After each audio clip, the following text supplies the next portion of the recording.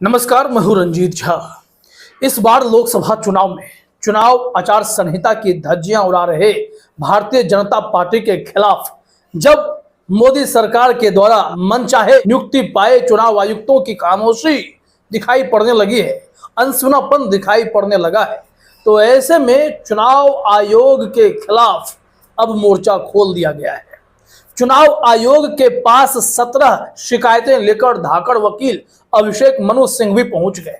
इतना ही नहीं, high court में भी चुनाव आयोग की लापरवाही और भारतीय जनता पार्टी के मनमानेपन के खिलाफ एक मामला पहुंचा है केरला हाई कोर्ट में। और इस दोनों रिपोर्ट में आप देखेंगे कि कैसे भारतीय जनता पार्टी अब बिल्कुल ही नियंत्रण से बाहर हो रखी है। उन्हें चुनाव आयोग के कोड ऑफ कंडक्ट का कोई फर्क नहीं पड़ता, डर खत्म है। और इसके पीछे वजह है, जब भारतीय जनता पार्टी के सबसे बड़े नेता प्रधानमंत्री नरेंद्र मोदी खुद भरी सभाओं में यह ऐलान करते हैं कि सांप्रदायिक ध्रुवीकरण किस कदर कर दिया जाए, मुसलमानों को घुसपैठिया बताते हैं। और पहले जब उनकी सरकार थी, उन्होंने कहा था कि देश की संपत्ति पर पहला अधिकार मुसलमानों का है। क्या आपकी मेहनत की कमाई का पैसा घुसपैठियों को दिया जाएगा? और ताकि हिंदुओं के वोट बैंक को एकत्र किया जा सके, और इसके लिए कांग्रेस पर वो आरोप भी मढ़ते हैं कि उनके मैनिफेस्टो में यह बातें आपको मंजूर है। ये कांग्रेस का मैनिफेस्टो कह रहा है, जबकि मैनिफेस्टो में ऐसी कोई चर्चा नहीं थी। देश के प्रधानमंत्री ने आज फिर झूठ बोला। एक चुनाव जीतने के लिए आप झूठ पे झूठ परोसते चले जाओगे जनता को। चलिए, आपकी गारंटियां झूठी, आपके जुमले झूठे, आपके वादे झूठे। अब देश को हिंदू मुसलमान के नाम पर आप झूठ परोस कर बांट रहे हैं। कांग्रेस के मैनिफेस्टो में कहीं भी, मैं ये चुनौती करता हूं प्रधानमंत्री को, कहीं मुसलमान या हिंदू कोई इस तरह का शब्द हो तो हमें बताएं। खैर, प्रधानमंत्री नरेंद्र मोदी जब खुले तौर पर इस तरीके की टिप्पणी कर सकते हैं तो फिर बाकी नेता कुछ भी कर लें, गलत जानकारी दें, आचार संहिता का उल्लंघन करते रहें, क्या फर्क पड़ता है।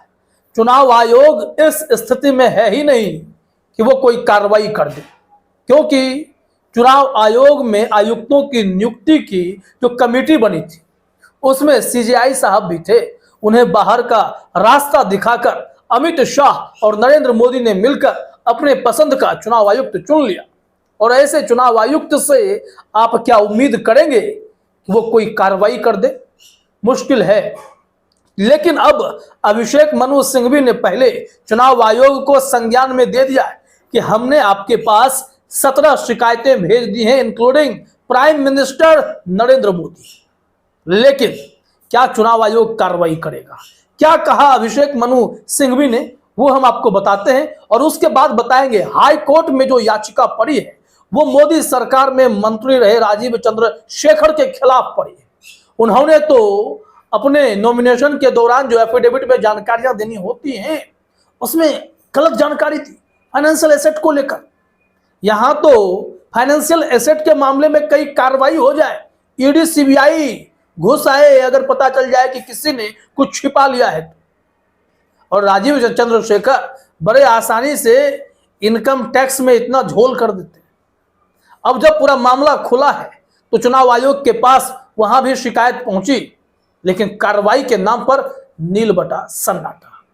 और इन सब मामले में चुनाव आयोग के इस अनसुनेपन के खिलाफ अब हाईकोर्ट में भी मामला दर्ज हुआ है। पहले अभिषेक मनु सिंघवी की बात करते हैं कि उन्होंने क्या कहा है। और उससे भी हैरान करने वाली बात तो अब हम बताएंगे कि बीजेपी ने कितना बड़ा कारनामा किया है और यह कारनामा देश के लिए कितना बड़ा खतरा है। 17 कंप्लेंट्स हैं हमारी चार्ट में, 17, और सभी हमारे मूल सिद्धांत जो इस स्वतंत्र भारत के हैं उनका उल्लंघन करते हैं, उन पे आघात लगाती हैं। इसलिए ये आवश्यक है कि जिसको हमने संवैधानिक रूप से एक पुलिसमैन बनाया है, संरक्षक बनाया है इस पर्टिकुलर क्षेत्र का, अधिकार क्षेत्र का, वो तुरंत ठोस, सही और स्पष्ट एक्शन ले। कहूंगा कि इतने बड़े ओहदे के चीफ एग्जीक्यूटिव इस देश के माननीय प्रधानमंत्री, हम सबके प्रधानमंत्री, उन्होंने सीधा उल्लंघन किया है, तो चुनाव आयोग के बारंबार सर्कुलर्स का उल्लंघन है।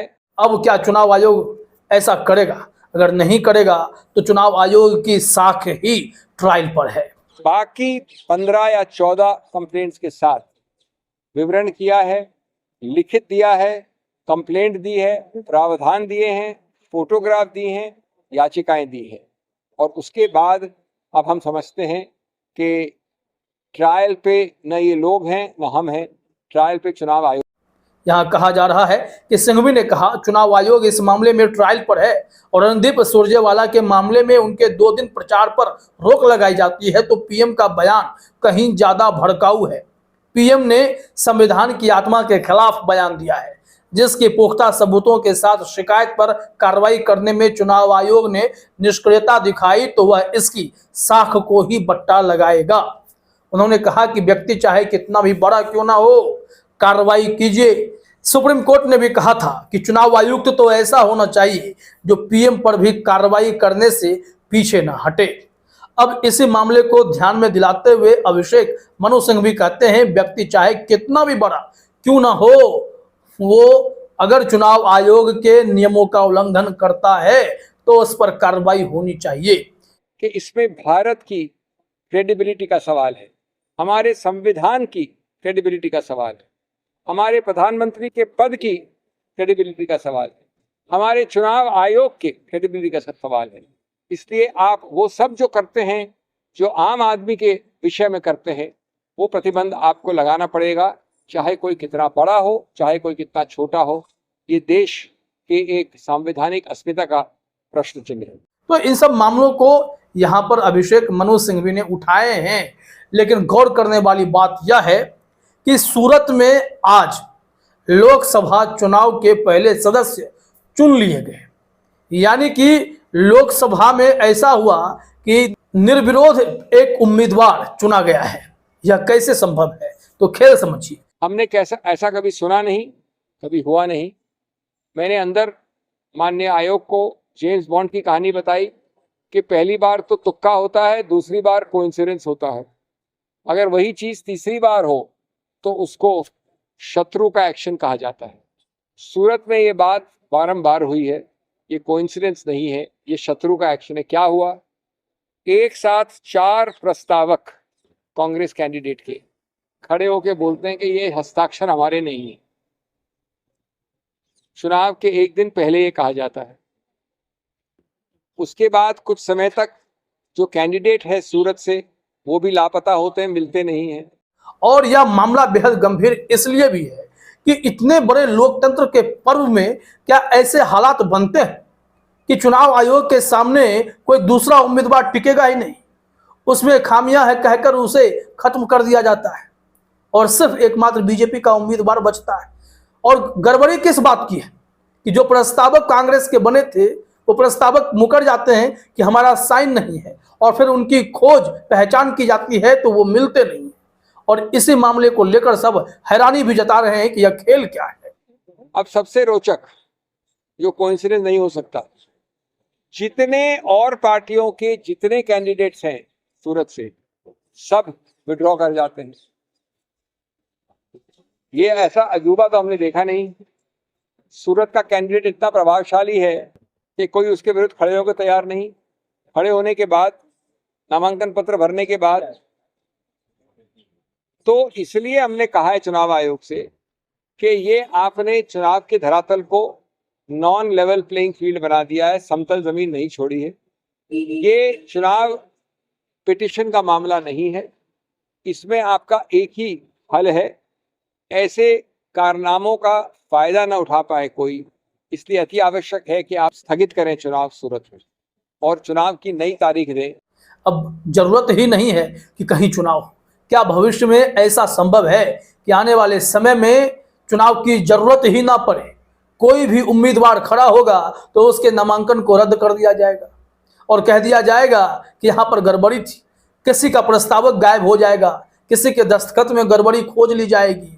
लेकिन वहीं अगर सत्ताधारी पार्टी भारतीय जनता पार्टी का कोई नेता नॉमिनेशन में झूठी जानकारी देगा, इसके बावजूद भी उस पर कार्रवाई नहीं होगी। अगर कोई नेता भड़काऊ भाषण देगा तो कोई कार्रवाई नहीं होगी। अब इन सब मामलों को लेकर राजीव चंद्रशेखर का एक केस बना है जिसमें उन्होंने नॉमिनेशन में सिर्फ और सिर्फ झूठी जानकारियां दी हैं और यह मामला पहुंच गया है केरला हाईकोर्ट।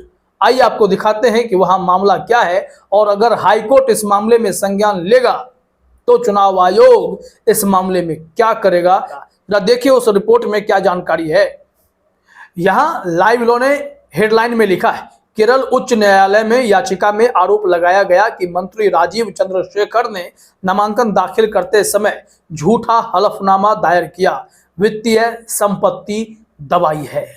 अब बताइए कि ऐसे ऐसे बड़े बड़े मंत्री हैं जिनकी लाइफ इतनी हाई प्रोफाइल है कि उसके बावजूद भी वो इनकम टैक्स के दायरे में हेरफेर करने में सफल हो जाते हैं।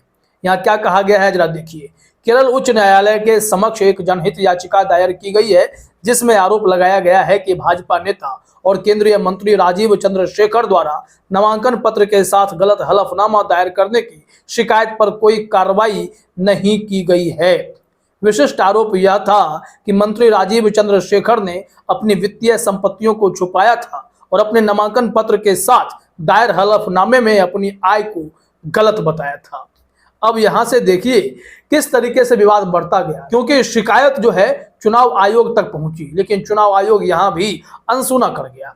लिखा जा रहा है कि आरोप है कि नामांकन पत्र के साथ गलत शपथ पत्र दाखिल करने के मामले में मंत्री राजीव चंद्रशेखर के खिलाफ प्रथम दृष्टया साक्ष्य दिए जाने के बाद भी निर्वाचन पदाधिकारी और मुख्य निर्वाचन पदाधिकारी द्वारा कोई कार्रवाई नहीं की गई। याचिका में आरोप लगाया गया है कि रिटर्निंग ऑफिसर झूठा हलफनामा दाखिल करने के संबंध में मंत्री राजीव चंद्रशेखर के खिलाफ की गई शिकायत के खिलाफ स्पष्ट आदेश देने के लिए बाध्य हैं। यह आरोप लगाया गया था कि भारत के चुनाव आयोग की वेबसाइट पर शिकायत की स्थिति शिकायत का लिखित तर्क संगत जवाब दिए बिना केवल स्वीकार की गई दिखाई देती है और इस मामले में यह कहा गया है कि राजीव चंद्रशेखर द्वारा झूठा हलफनामा दायर किए गए मामले में ईसीआई द्वारा कोई भी कार्रवाई नहीं किए जाने को लेकर एक ठोस दिशा निर्देश कोर्ट जारी करे। अब देखना यह होगा कि कोर्ट इस मामले में कोई दिशा निर्देश जारी करता है, चुनाव आयोग को फटकार लगती है, चुनाव आयोग पर कोई कार्रवाई होती है। कोर्ट का आदेश बहुत काम आने वाला है, क्योंकि ऐसे मामले जब 17 शिकायतें बीजेपी के खिलाफ अभिषेक मनु सिंघवी चुनाव आयोग में ही करके आते हैं, क्योंकि इस वक्त चुनाव आयोग ही सबसे ताकतवर संस्था है। अगर वहां से कोई कार्रवाई नहीं होती है तो फिर जिस तरीके से केरला कोर्ट में मामला गया है, अब यह मामला सुप्रीम कोर्ट भी पहुंच सकता है, जहां पर पहले से ईवीएम वीवीपैट का मामला सुनवाई पूरी होने के बाद लंबित है, फैसला अब तक नहीं आया है। तो क्या इस चुनाव में कोई मिसाल हाई कोर्ट से लेकर सुप्रीम कोर्ट से पेश किया जाएगा जो भारतीय जनता पार्टी को और फिर यहाँ चुनाव आयोग को भी एक बड़ा सबक देगा कि आप लोकतंत्र को खत्म करने की जो साजिशें कर रहे हैं और जो लापरवाही बरत रहे हैं उसे बर्दाश्त नहीं किया जाएगा। इस मैसेज का एक बड़ा इंतजार रहेगा। फिलहाल इस वीडियो में इतना ही। आप सभी का हमसे जुड़ने के लिए बहुत बहुत धन्यवाद।